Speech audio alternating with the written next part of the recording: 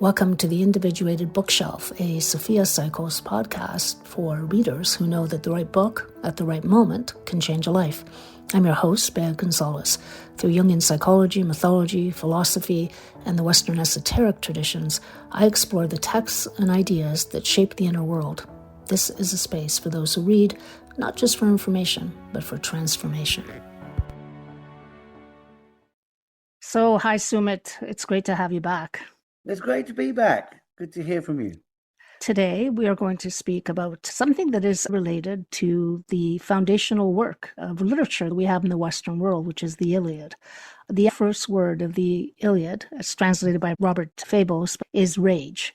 And the whole story of the Iliad, even though it is about this war between the Trojans and the Greeks that takes over 10 years, it's the last year that we get in the Iliad. And the reason that the Greeks have stalled is because of the wrath and rage of Achilles, their prime fighter. And the reason he is rage-filled, enraged, is because his honor has been slighted by Agamemnon, who is the leader of the forces for the Greeks.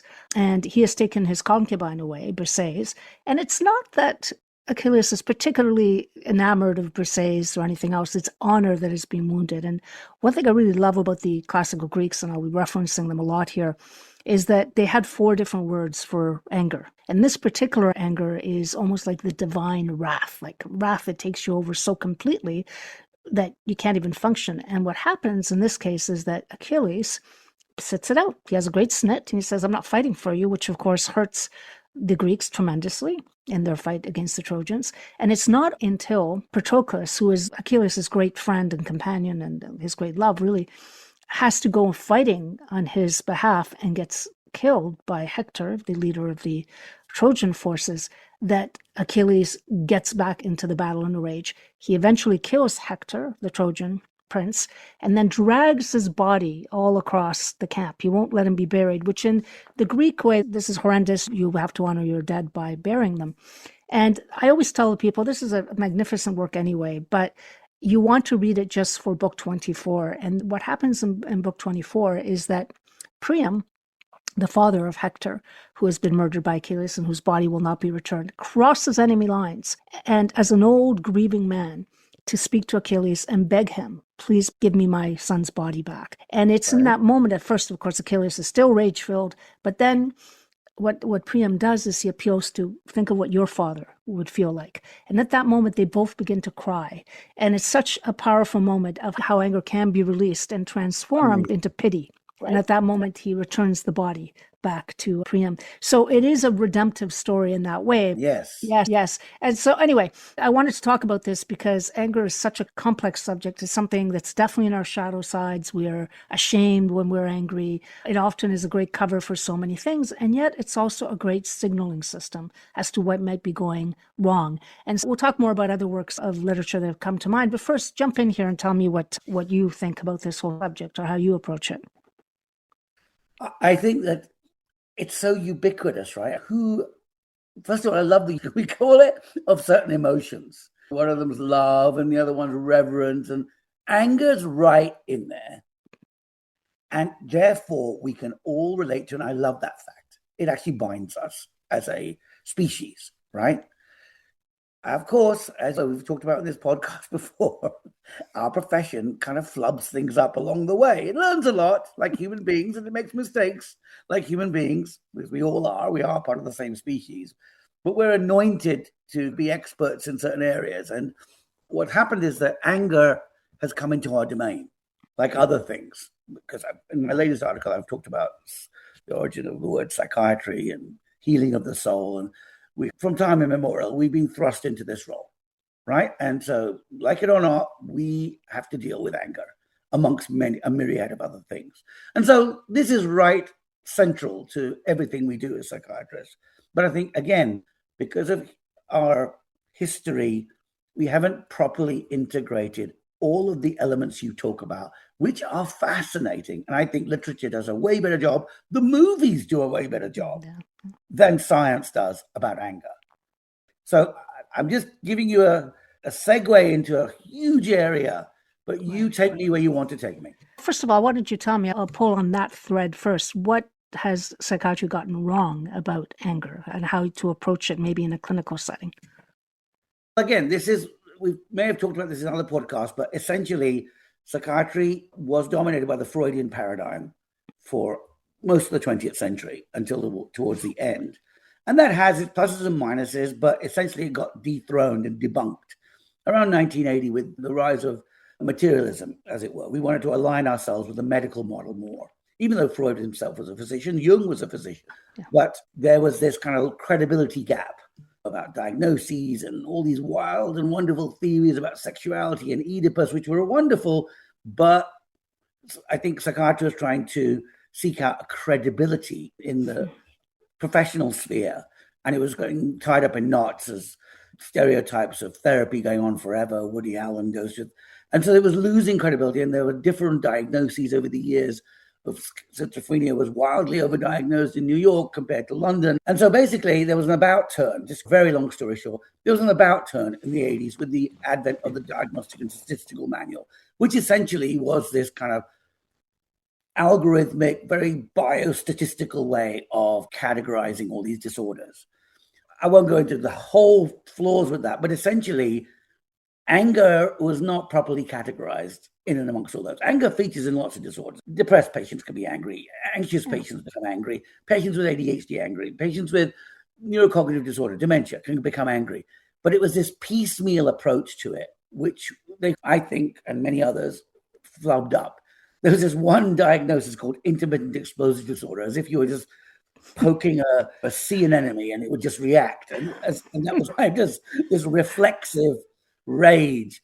But it was like, you're just describing the end point. Again, they're turning a symptom or an outcome into a disorder, and to talk about criteria for that. But it was just, it had nothing to do. In fact, the word anger wasn't even in there. It was called intermittent explosive disorder, which I have to say I railed against in a couple of articles I wrote, and others I know have written. But essentially, what happened to anger? It's not even in the diagnosis. It's called intermittent explosive disorder. So you can see where we weren't comprehensive. We weren't thoughtful, I think.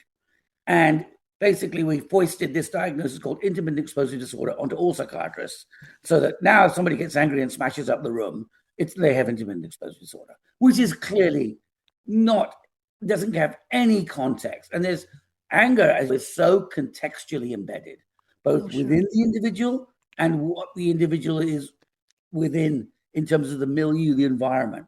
And DSM's strength is not the interaction between you and your environment. It was all about the reductionist, go into the cells and the cellular makeup and the impulse control, which is, of course, there's an element, the 0 to 60 element to it, the rage, etc.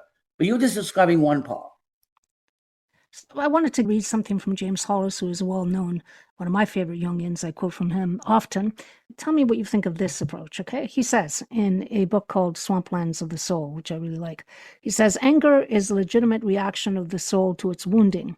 We may keep it unconscious precisely because its expression today reactivates the peril its expression once risked. We may turn it upon ourselves by somatizing, depressing, or damaging ourselves through our contaminated decisions.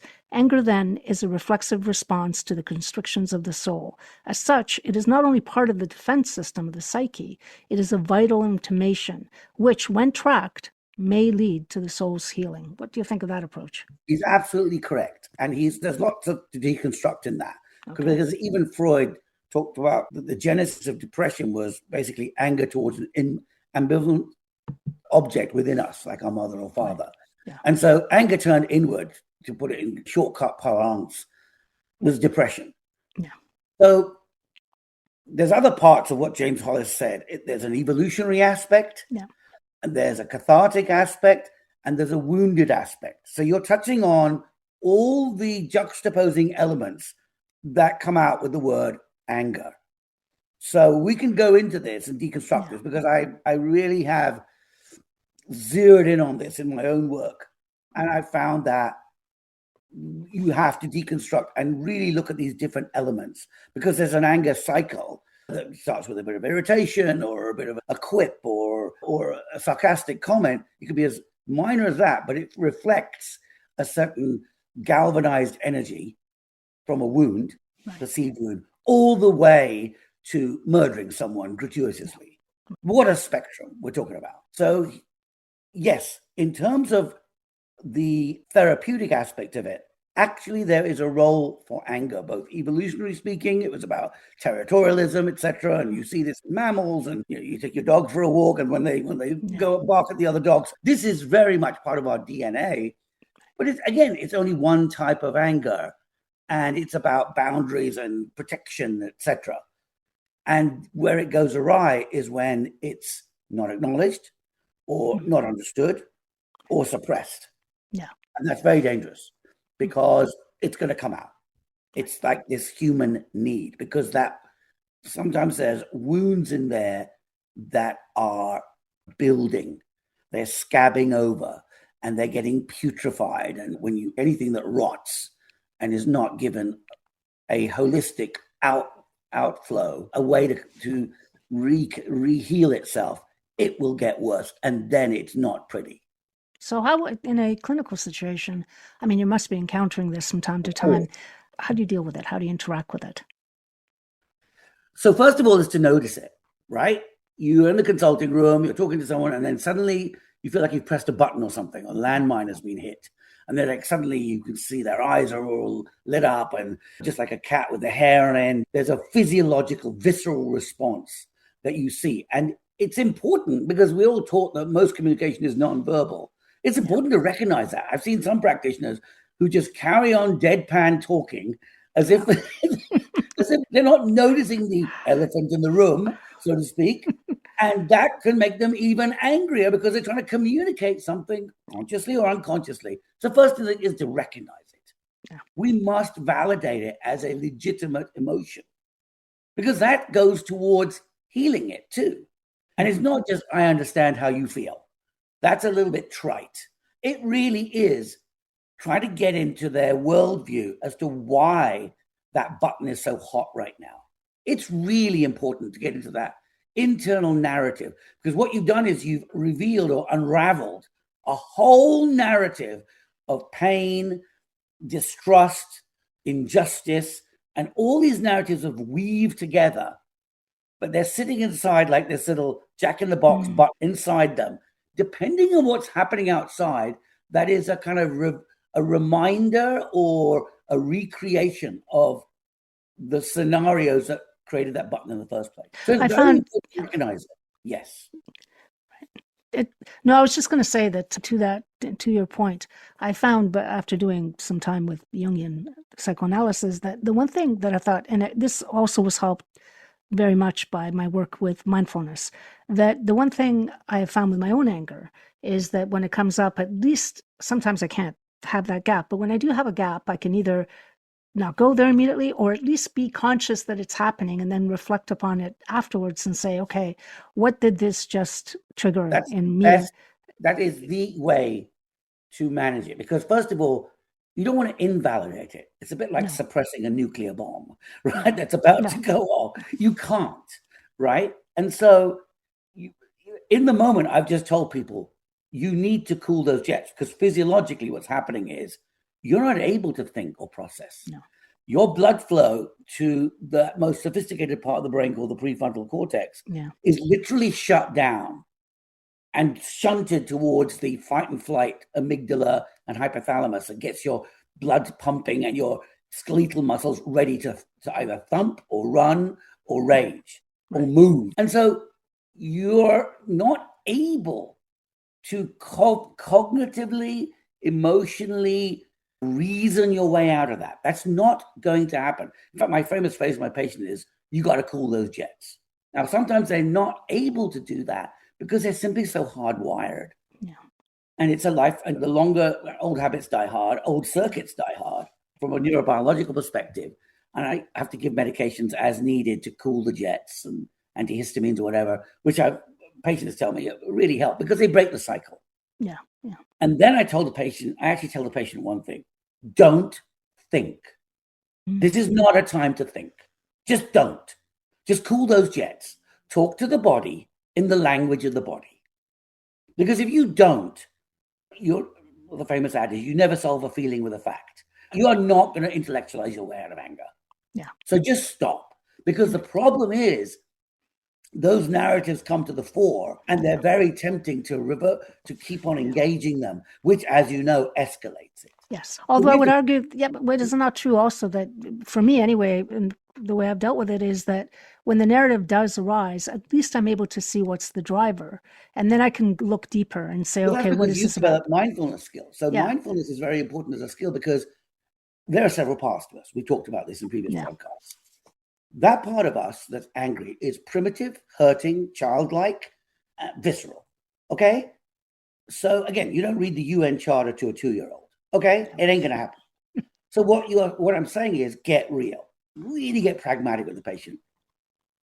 But in the end, ultimately, they have to both recognize it and then do nothing about it. So what you're saying is that the mind cutting in is actually the thing that will inflame it further, because that is the way we experience anger. We have the emotion and then we find the justification almost for the emotion. And so we get into this, it almost becomes a cycle. Cognitions. Yes, you have hot cognitions, you have hot thoughts that are very what we call egosyntonic. In other words, they feel right, they fit with the emotion, they fit with how the body feels, and they have to be completed.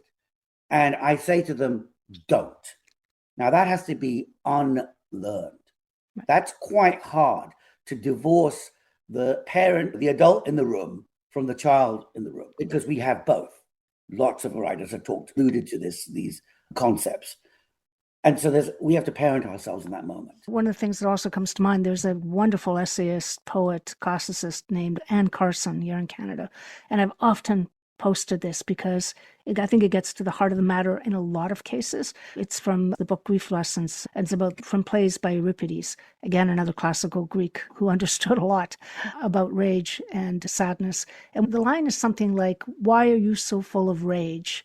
It's because," and I'm paraphrasing, "because you are so full of sadness or grief." Absolutely. And I think that shows up in a lot of works of literature. This is where you really get a sense of cover. And I actually think, Sumit, because we're living in a time of a lot of anger is in the air. I know. So much driving public collective anger. Yes. And I'm often wondering, and I don't want to get into politics because it's useless, but I will say this, that I think a lot of what is driving this collective anger might be collective grief about things that people feel were promised to them and that were not delivered. And I'll give you a little example from my history days. When you track bread riots, it's going to sound like completely off the NFL, but just I'm listening. Okay, so this is interesting. When you track bread riots, and I was doing a project on specifically England, 18th century, what was weird is the bread riots didn't actually coincide with raises in price of bread, which you have to think of what's going on. What it did seem to coincide in certain periods was with a loss of certain rights that the worker had. And that loss of a right was what correlated more specifically to the riots. And you wonder, okay, what is really driving this? Is it because now we can't buy bread, or is it because we feel that we promised something? This is excellent. Yes. You're touching to some core needs of us as mammals. Yeah. You deny somebody food. That's a pretty profound denial of a core need. So you're right. It isn't about the price of bread. It's about your needs. Yeah. And if you frustrate certain needs, we're headed for trouble when you do that, because they're so fundamental to our DNA and the way we look at the world. We're not you heard the phrase hangry. Sometimes I call it anxious as well, because anger and anxiety are flip sides of the same coin. But when you inhibit or frustrate those core needs, you're headed for big trouble, because the whole system's going to react in a revolutionary something. You're making me think about the American Revolution, the Boston Tea Party, and all this, pouring the tea into all this. There's roots to that. Yeah. Because they were, I was reading the biographies recently, same kind of thing with history. These are themes. Right? They were loyal to the king. They were actually very British in their inclinations until they felt, unjustly treated by their king, their father of their country. Think about that pain. Yeah, because I could take it from the family where you feel this way now projected onto the world at large, and we're all living in a system with a bunch of billionaires at the top and a bunch of people that are struggling, which make up the large majority of the people. And of course, you're igniting a bomb, and you can't. Yeah, and it's amazing how we're not collectively looking at this from that perspective. I think there's a number of people. I don't know if you know the work of Robert Sapolsky over at Stanford. He's amazing. He's always pointing out, maybe you see this, that he deals with a lot of people who were damaged when they were children, either through being beaten up or whatever, and Oh, talking about how they're overrepresented in the prison system. And you think not to yourself, surprising. but when you look at these historical patterns and you say, yeah, we are at a point where everybody is at the edge of something. And Yes. yeah, it could just boil over any moment. And there've been moments, and you can argue that in historically there'll be moments when this is exactly what has happened. Just a collective eruption of rage that turned into a lot of damage. To the theme of the movie Yeah. I was asking you to watch, Oh yeah, please tell Duranga. me about that. That's about I'm sorry, a say again the name because I talked over you. Duranga. It's pronounced Dhurander. Okay. And it's basically about, you know, Indian kind of, they call it raw, but Indian equivalent of CIA agents implanted into the gang wars or the gang parts that dominate Pakistani culture. Because Pakistan, before then, over the decades, had surreptitiously caused, if you remember, the 2611 was when the 26th of November, I think it was in 2000 or 2002 or something like that, had caused the Oberoi Hotel to be taken over and people were killed, train riots. So this series of terrorist incidents had really hurt the Indian psyche, and India was perceived as India's a very feminine country. It's the notion of it doesn't retaliate, and Pakistan was licking its chops at the idea that India can't retaliate, etc., and doesn't know what it's doing or is left on its heels when we do these things, and we're cleverer than them. And so they inflicted a lot of repeated damage. And so the protagonist in the movie actually himself had been also unjustly treated by the Indian criminal justice system. His father had been hung from a tree by Punjabi, Northern Indian gangs, whatever. His sisters had been raped. He had a lot of pain, and then he takes it out in retribution and then gets given the death penalty. But the CIA, or the RAW, as they call him over there, picked him up and said, we can give you a new life and we can give fuel to this rage you have. And you can see, because the movie's over 2 parts, over 8 hours, the growth of this character, about how he was taught to be patient. And this will talk about the different types of anger here and aggression, instrumental versus reactive, taught to be patient. But then that wellspring, when the time was right, he completely decimated because he got infiltrated the politics, etc. And he kept his low profile and surreptitiously did this and that while he was infiltrating these Pakistani gangs. But essentially, he basically decimated them by the end and said, this is our turn. So you can see the themes. I'm sure you can see some themes here. Yeah. Repeated hits, pain, unbearable pain, actually, given an avenue for retribution. And how satisfying that is theatrically, because there's a famous writer called Salman Akhtar who talks about good enough revenge, because vicariously, that's why we love I love them too. I love the bad movies and the shooting and the guns and the bad guy's dead and he cuts his head off and shows it to the rest of the crowd. This kind of gratuitous violence. But there's a reason why the director, I think, went there, because he was trying to reflect that was the flip side of the anguish and pain that he had, and the tears when he discovered his sister who had been kidnapped and trapped here. The range of emotions in that movie was unbelievable. He was on his knees in tears. His emotional range is amazing, this particular actor called Ranveer Singh. But it really rocked people. It's been seen around the world. It's got to be seen. It's not pleasant, but it's an excellent example of a fable, a story with all the themes you talk about in the Iliad, etc. Look how reverberating these themes are. Oh, yeah. He's talking about the same things. But they also, because I think the reason they work particularly well is you also identify so thoroughly with the characters there. So you're emotionally connected in a way that a dry examination. Yeah. Let me give you an example of that. I cried my eyes out. And here I was grieving my mother over that somehow. But he had finished the operation. He was a good guy, whatever like that. And he goes to see his parents to reunite, because he'd actually been told you can't see them. You have a different life now. We, the CIA, own you. RAW, as it's called. And he makes his kind of journey, hobbling along because his war wounds, to go and see his mom.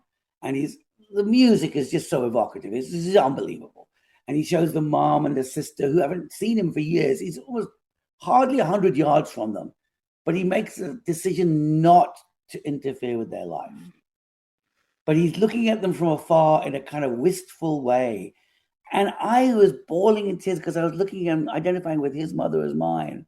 And I'm like, oh my God. And it wasn't about anger. It was about identification. Yeah. Yeah. That's where it So the really gets it emotions right. you take an audience to, they have to resonate. This word Right. resonance really matters. You have to resonate. When you see somebody who's angry, you don't just empathize, you resonate with it. You harmonize your psyche to theirs to say, what, you're human. What's happening here? I It's a get great it. reflection. I'm just reading, into the sixth book of this series that took the whole fantasy world by storm, called Red Rising. Red refers to, this is in the future, we have established colonies, and red is Mars, the color of Mars, which, by the way, archetypally has always been linked Of to course. anger in some way.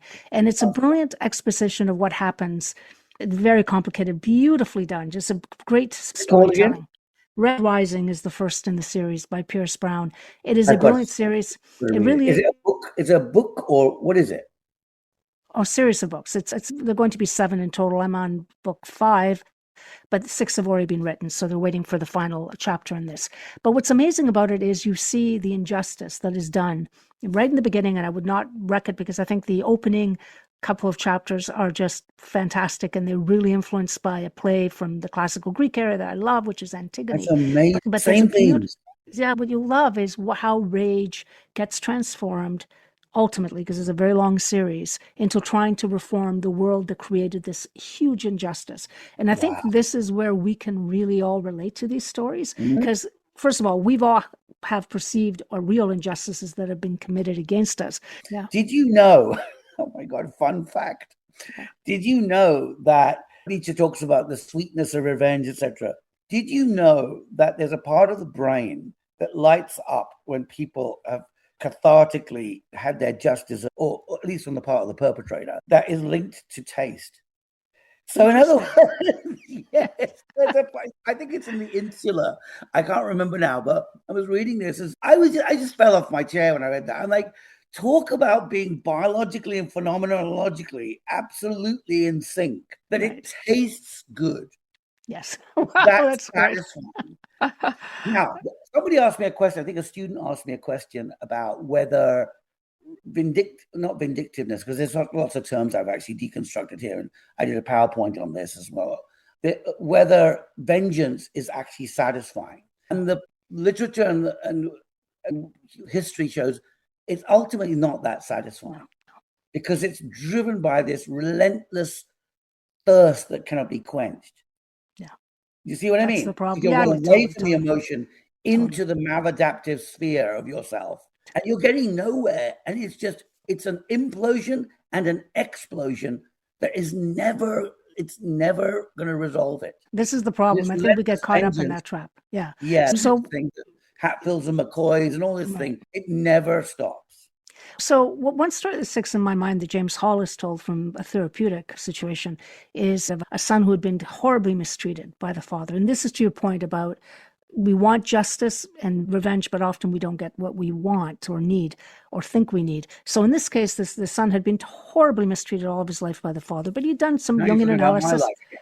Yes. About my life again. I'm not I going think I'm to go talking there. about the life of so many people, I assume, but that's the I problem. know, I know. And we're living with a great amount of Traumatized. unconsciousness. Yes. Anyway, in this case, the father is in his deathbed. This man has done enough Jungian analysis to understand that it's better just to understand the father was horribly unconscious and that he needed to liberate himself from his anger because it wasn't really helping him. So he done quite a bit of work. So he shows up to see the father on his deathbed to just try to get some closure in some way and to say, hey, I love you. No matter what, I love you, because we have such complicated emotions towards people whom we have Hate relationships comes with. from a place of love. Exactly.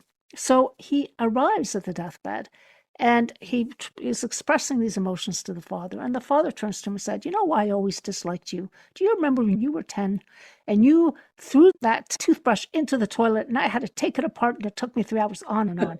And in that moment, he had great clarity. He thought, this man can never, ever be the father I want or needed. And I'm not going to get any kind of closure on this. I just have to be willing to be accepting and move on. And I thought, That could easily be a rage-filled moment where the son just lashes out right at the dad and says, here I am, I I've could have traveled pressed to the see you. button, yes. But his awareness, developed through psychoanalysis in this case, gave him that space to say, you are the damaged one, father, and I can only give you the love I have, and then walk away knowing it was not my fault, that this is That's not a reflecting fantastic, upon me. And I just thought that is fantastic. a great example. Yes, because this speaks to the individual's journey with anger and trauma and where we're at with that. Because he obviously had the requisite depth capacity to recognize himself, what he needed from that moment, and whether his father was even capable. This makes me think about my own father and the record, because I saw domestic violence growing up and all that. And I buried myself in my studies, and I'll show them. And my mom's a single parent, and I'll show them. And like an Indian movie, I became a good doctor and all this. And I remember being rageful for my dad every time my mom mentioned the topic or whatever. He dropped off the radar. He was a deadbeat dad. And she said, you need to see him. I said, are you kidding me? She says, you need to see him. So years later, diplomatic relations, there was this like, you have the meeting before the meeting kind of thing. Yes. Anyway, years later, I did see him, and we had this kind of odd hugging moment, whatever, and he was my son. But it's funny because after that, he dropped off the radar again. But anyway, after that, it's interesting that it was actually quite therapeutic. My mother was quite wise, actually, to talk about that closure. That was for me. It wasn't for him. It was for me. And she saw the pain I was in. So often as people can see through the anger to the pain beyond that. So it was interesting. And then I reconciled it. Oh my God, he's a child. He's not capable. Yeah. And then my anger just dissipated. Yeah. So this is really interesting how an emotion that can seem so overwhelming is so illusory. It's a bit like anxiety. Yeah. It's illusory.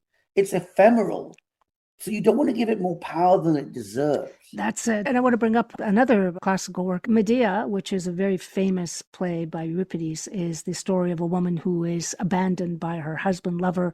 She has 2 children, and her rage becomes so all-consuming that she ends up murdering her own children to get back at her husband. It's just a terrible example of the extremes we can go to when we are wounded. How was she doing afterwards? Sorry? How did she do afterwards? That's it. The rage is so archetypally large that it doesn't even matter. The point is that there is no control. It has gone so completely beyond the limits of any reasoning or understanding. And one of the things, and I get pushed back when I post this quote from James Hollis, again paraphrasing because I can only remember so much, is that to forgive someone who's betrayed you, like Medea was betrayed, is a liberation for you, not for the other person. You're not condoning. You are liberating yourself from carrying that rage and that anger. And of course, it's not easy to do. You have to do a lot of introspection. You have to do what you did with your father and understand this is a child, or this is a person incapable of being whatever you wanted that person to be. But I guess the question that I'm going to ask next is one that Jeff Miller, my previous guest, said. He said he dislikes the word closure because nothing is ever fully closed or resolved. And I think that's quite right. That to a certain degree, yes, it was great meeting your father and being able to, but there might be that come out every once in a while because there was still a huge abandonment as a child. There was the domestic violence. There were a lot of things that you were completely overtaken. It will not carry the same charge. And I think that's really important. That's a good point. Yeah. That's what you're talking about. You're talking about the charge. Yes. Yeah. The electrifying, gripping, galvanizing charge that keeps you trapped, during which you're wriggling like a fish out of water. Yeah. So that is actually more agonizing, more than the anger itself. Yeah. And yes, this word reconciliation, closure, it is worth looking at because you're right. It doesn't mean a complete happy ending Hollywood thing going on, right? But what it does do is maybe clear the air somewhat so that you can look at the rubble and see the charred ashes, like after the explosion, where you get a new reality dawns on you. I think, again, human beings need to experience all these stages to get to there. Otherwise, they cannot get to there. I mean, what would be the impetus if you weren't trapped, right? So this is where it's important to really, you have to honor that feeling without letting it dominate the consciousness exclusively. So to not become the story, I think you talk a lot about this. If that becomes the story, the motivation, and sometimes you'd say the motivation in the case of this series I'm reading is actually allowing reform to happen eventually, although so many mistakes are made, because again, the wounding is there. So you're going to make a lot of decisions that are going to wound others very badly, which is why I think Oh, this yes. series Wounded explores people really well. wound others and Greatly. themselves. Yeah. They leave a Yeah. trail of Yeah. destruction. Yeah. Yeah. You can think And about a it's, lot of and it's, wounded people in public life nowadays. oh my God, yeah, just full of wounded people. And yeah, it's crazy. But it always That's has very been sad, thus. actually, what society, that's very Yeah. sad when society eats itself. I mean, I'm wondering if it's a fundamental part of human nature. I know everybody would like to get to a point where we're all very evolved and do not need that, but it is part of the human journey, which is why I like tracking it with story because you can see how it changes. For example, I love the fact that in the Greek classical world, there were four words for anger. I find English sometimes can be very limiting in the way it I agree approaches with that. things. I And agree so with by that. having four, you can distinguish between something based on righteous indignation, which you're seeing all over the place today. It feels all of these crazy people attacking others online, Yes, crazy, yes. to rage from real sadness that you've been deprived of something that you wanted and needed. There's just a whole bunch of different Do you ways that remember the this kind can of happen. rage you have that a mother has when Yes. she's lost her child at Oh the my God. fairground and then reunites with them? And sometimes some mothers would slap their child because they were so in pain and yet they were so furious. And Because these you're words need to be deconstructed. There's right. different types of anger. I'm glad we're talking about this. This is a particular interest of mine because I think the description is everything because it also implies where it's coming from, right? So you can't we can't all make blithe generalizations about, oh, it's just a cover for this. It can also be an admixture of these emotions, which is very difficult. As human beings find it very difficult to tolerate mixed emotions. Interesting. Yes, I mean, Freud I talked didn't see about that. that. That's the key Yeah. to Yeah. the ability to tolerate ambivalence is the key to human existence, right? There were lots of things actually that he said that were very astute. And so you have to pick from history those things that have huge clinical human significance. So rage, fury, vengeance, vindictiveness, explosivity. Again, we can go into the clinical realm as well, but this is where psychiatry is. It's because of its loss of the storybook narrative and going into the kind of more reductionistic, scientific narrative, has lost the humanity of what it means to be angry. Right. And that's where story is everything. Yeah, I agree with you. I was just thinking for women specifically, Sumit, and I'm sure you see this as well. Anger is such a difficult thing because we're socialized from the beginning that good girls Absolutely. do not express anything. And so then it often gets turned into depression because there's no way to express it. And yet, Women have been vilified for emotions and called witches and whores and yes, all this stuff. And it's for just millennia. society's projections and suppressions and Right. impositions onto them, which is very unfair because they're just as human flesh and blood as any man walking around, Yeah, right? no, and I think the thing about for women is that anger actually lets you know sometimes that a boundary has been violated and that you need to stand up at that moment and say, no, this is not appropriate.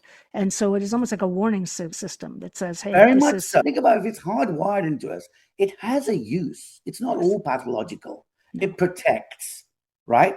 It's protective. Sure, we've socialized it over the years with military and wars and all that, but its fundamental function was to protect, to stop anymore, or to set a right. limit, to signal that something is no, we cannot do this. So it galvanizes the actions at those moments. But of course, we have the more common and absolutely important side to look at, which is often anger, rage pushed at people is an unwillingness to take responsibility for your own. Absence that mankind has, unfortunately, all too common. But you see them boiling more and more, raging about somebody in their life. And I'm like, look at what's happening to you now. Yeah. And I always try in the journey with patients to encourage agency, ownership, owning all parts of yourself, even the ugly parts. Because Shadow what parts, does it yes. say about you and what you reacted? And that's where the concept of mindfulness. Yeah.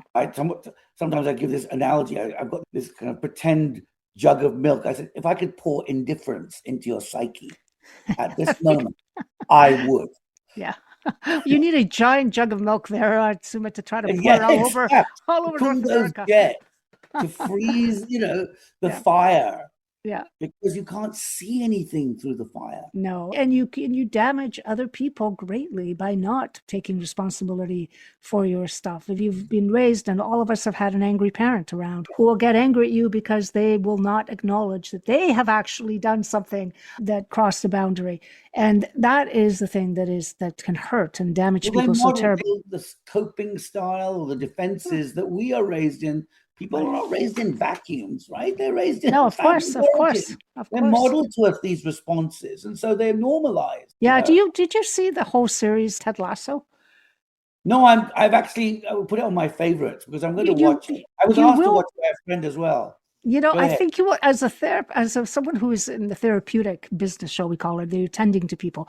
I think if you watch the whole thing, you will find some very Well, interesting tell me things coming up. what's so interesting. Tell me about I don't what's want, I going just on. want to say that Ted Lasso is this wonderful character who goes out to, and you'll like it because it's set in England and it's this American basically who is coaching an English soccer team, even though he was a football coach. What I think you will find really interesting is what is at the heart of Ted Lasso himself. This man who is loving, and yet there's rage underneath. And then it all comes out. And there's a great character who is a psychoanalyst, who I think you will appreciate very much. One of the things I loved about it is in one of the episodes, they pan in on the book he's reading. It's by James Hollis. So I thought, okay, the writers really Such a understand what's going on.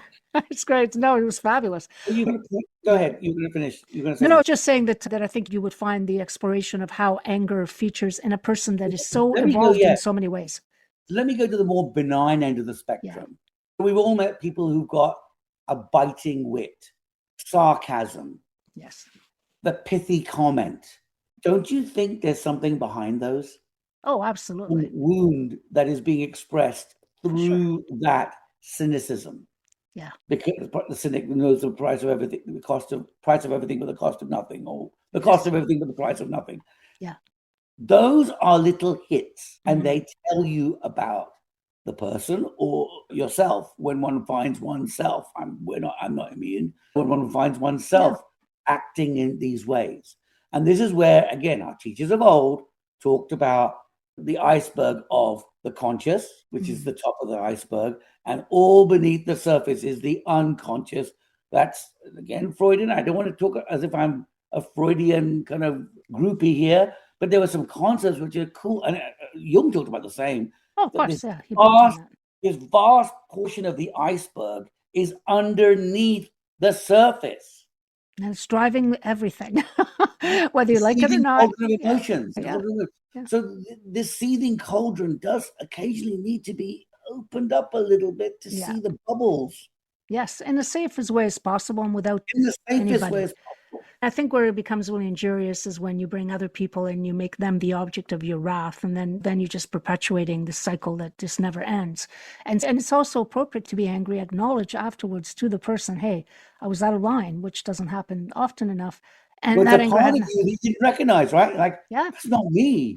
Yes, it is, but it's a part of you. A part of you. So the complex has taken over completely and torn you apart. The persona, whatever Jung called it. Yes. But I love that you keep saying, Sumit, I love the way you're approaching this in practice. When you say that what you're trying to stop is the story that gets attached to this emotion, which just seems to me like one rationalization after another to be able to take away the shame, because we often feel shame when we're angry. So we will construct a narrative and hold on to it. So we don't acknowledge that, hey, what's going on here is that I'm just ashamed. First of all, I had a human emotion, which is fine. We all get angry. And then I had to make sure that somehow I rationalized it, especially when you're dealing with other people, so that I don't feel that horrible emotion. Shame is at the heart of so many things. Or is it just me? Maybe I'm just the person walking around with No, you're touching about, you can see how grandiose and aggrandizing anger is, right? Yeah. There's a narcissistic flair to it, right? You know what our dear friend Freud said about narcissism? He called it the nicest form of self-hatred, right? That's a great quote. It's a great quote because underneath this is this, underneath all that aggrandizement is this pathetic, shameful figure who doesn't even have the ability to look at oneself. Talk about the blinders and the sadness of having that unhealed wound continually jabbing away at the conscious aspect, which then defends against it.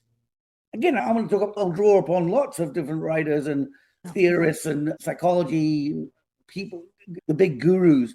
These are very recognizable concepts. And guess what? They're real. Because I see it in the consulting room. You see how when you go and talk about the shame, how suddenly they just deflate. It's a physiological, clinical reality. I've seen it time and time again at the other end of the couch. And it's amazing. It's such a shift in the consciousness. It's real. Yeah. It's very real. One of the great works in any field is Richard Wagner's monumental 18-hour series of operas called The Ring Cycle. Yeah. And believe it or not, you may think I'm a lunatic, but when my kids were very little, I would use the beginning note, E flat, to show them, to tell them a little bit of a story about how the world came into being.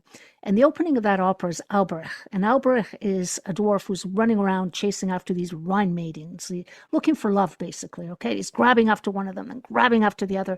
And they're toying with him, saying, yeah, come over here. And then as soon as he gets close, they're just making fun of him, one after the other. This little act, this of playing and toying with this man's emotions, throws him into a rage. And it is in that rage that he steals the gold to make the ring that will then destroy the whole community or environment or whatever that unfolds after over 18 hours long. It is being rejected. And so I would always tell the kids, Albrecht is like the part of us that is sad beyond belief because of that rejection. And instead of processing, of course you can't, instead of sitting with the emotion, understanding that this is a human emotion, nobody likes to be rejected, he rages to the point that it puts the whole world in danger. And if you look at that as an archetypal kind of, or metaphor for how we deal, we do this in our lives, right? We will take something like that and we will create a ring. And the whole thing about him is to create that ring, he has to renounce love. That's the key to it. And the renouncing of love allows for that ring. And so if you think about what happens, and of course it's a grand story. How brittle that is. But that is what we do. We're doing. And in that moment that we turn into Albrecht by not, and I'm sure you're telling people, sit with the emotion, don't create the narrative. We can become that person that will sacrifice the love of another so that we can feel that rage. We can feel that rage to the end. That said, that narrative has resonance for them. Right. That narrative needs to be acknowledged. Yes. Oh, for sure. It has to be, because how can you take them with you if you're not holding your hand with them right there? Yes. Because that narrative had power over them. So he needed a good psychoanalyst. Yeah. He needed a good psychoanalyst to sit with them and say, but what happened there is that immediately. Actually, 15, 20 minutes of this is actually pretty good. I'm not an analyst, but I do know that they look and sound better when I've gone to the heart of it. And actually, what I do is I resonate some of the emotion. I start getting kind of, my voice starts raising, and they can see me tensing up because I can identify with the anger, and I'm oozing affect. So they love that because then they're seeing themselves in the mirror with me. Yes, but what you are doing is, go ahead. But you are being an active listener in that case, which is what we go to for. This is what heals us, right? There is a person witnessing and allowing us to experience the emotion, so we don't feel ashamed. Because I think what happens is if you go to the shame side, then you become angry to that catastrophic level where it takes over everything. And so I think that is the value in what you're doing when you're tending to someone, that you're allowing them the space to feel that way. And by mirroring them, you're saying it's okay to be angry. That's fine. Let's work with it. For you, of course. This happened to me. And I'm like, my voice is raising, my eyes are getting pointed and staring down at them. I would be furious if that happened. And that's okay. And that's an okay. And as you say, that's acceptable. It's a safe avenue to express something which needs to be expressed. Exactly. The question is how and where and with whom you do it. And some people they're never allowed to. And that's why it festers, and it can become everything from depression to anxiety to rage, and even, as you say, extreme behavior, homicidal behavior, because we don't even want to talk about it because it is so embarrassing. This is where the pathology comes in. We see this. I mean, the number of people with panic attacks, sometimes some authors have referred to them as anger attacks. Panic attacks and anger are flip sides of the same, because when you digest an intense emotion, where does it go? Into your soma, into your body, pain body. We talked about this in previous podcasts. It has to go. I tell the patient, it has to go somewhere. You, again, use Freud's hydraulic model, but it has to go somewhere. There's only so many pipes inside you. It's a closed system. So one of the things I was taught through body work, which is why I think body work is really powerful, is that you do have to feel it. Like you said, the most important thing, without thought, stop thinking and just feel where it is in the body and let your body feel it It's a and signal. release it. The body is a Yeah. signaler. So don't ignore the body. If the body is telling you something, for God's sake, listen to it. Yeah, absolutely. This is maybe the most important Just listen. thing. Doesn't mean to do anything. Yeah. But listen, be aware that the body's trying to say something. Now, you will need professional help because otherwise you can misinterpret the body and that's a call to action. And then you, again, go off on a different narrative because if you don't have appropriate supervision and oversight of how to listen to your body, you're not going to be attuned about the relationship between psych and soma. That's really the ultimate thing. I will leave you with one of my favorites. It's a trilogy, but not really a trilogy, and it's one of the earliest from the classical Greek world called the Oresteia. And what's interesting about that one is how anger gets transferred from generation to generation until one person develops the consciousness to stop it. I believe, Sumit, with what you told me about your dad, that you in that moment did that. You released the need to pass that on by meeting him and understanding, hey, I'm actually dealing with someone who's a child. You were able to move on. And this is the whole story behind this epic where everybody's murdering everybody else. The point of that work is that someone had to stop the cycle. Someone has to stop this. And consciousness, awareness is what stops that cycle. And the only thing we can do, especially for those of us like you and me who have children, is to make sure we don't pass on our unconscious behavior onto them because it's just going to keep on rolling until... I agree with that. But it's interesting, isn't it? Because, for example, it's my favorite topic. I smile when I think of anger now. I don't, in a paradoxical way. Because that has been a part of my history. So it's, again, honoring your war wounds. Yeah, absolutely. Advocacy comes from those kind of places. It's people who have overcome mental illness or whatever it is, there's this kind of human need to give back. Yes. Once you have resolved your own, you want to pass that on. That's a generational generativity. Erickson talked about this when we get to a certain level where we are generative. It's another human need, actually, to give. Right. And so that's what's so satisfying about doing what I do, because it's wonderful to see people have that catharsis and relief. Yes. That's really, there's nothing I can put a price on that. I'm not saying I've solved everything in that moment. I do add in the meds because the 0 to 60 tendencies, old circuits die hard. But once everything kicks in and everything kind of coalesces over time, that magic of how does the psyche reshape itself over time, that's where the true wisdom kind of comes in and kind of coalesces around a new, better narrative, because we're wired for narrative. Yeah, for sure we are. Thank you so much, Sumit. I think this has been talk about this. So enlightening. And one thing I really appreciate about you is your willingness to bring in your own personal history. And because sometimes what happens is people don't want to go there. So I appreciate you doing that because I think it makes it more human. It makes us relate to it a lot. Whatever makes it human. That's Whatever it. That's what we're sharing. That's the journey. That word. I never forget that. Yeah. Absolutely. We're going to talk about other things in the future, but for now, thank you so much. It was a pleasure. For me too. Thanks for listening. If you would like to know more about the Sophia Psycho projects or the work I do, please go to sophiapsychos.com. Until next time.